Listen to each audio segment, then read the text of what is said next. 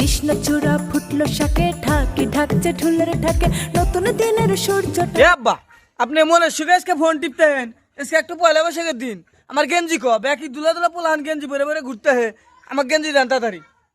এ দা পয়লা বৈশাখের দিন আমি কি জানি না তোর নিকে পোশাক আমি কিনে রাখছি।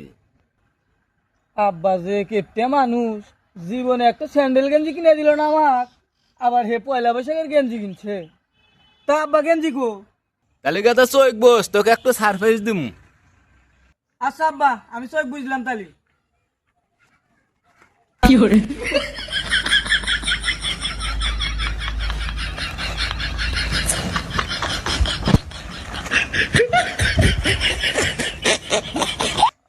আঙ্গাদা চোখ খোল। আব্বা তালি খুললাম। এ হুমুন্দি বেড়া তাই তো কই তোর মতো কেপটা এত সুন্দর জামা কোন থেকে কিনে আনলো?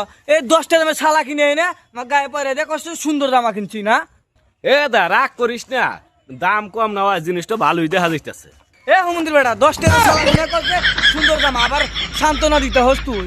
তোমার বাপ না সুধীর ভাই, আজকে আমি সুধীর ভাই কমু থাক গেলাম আমি।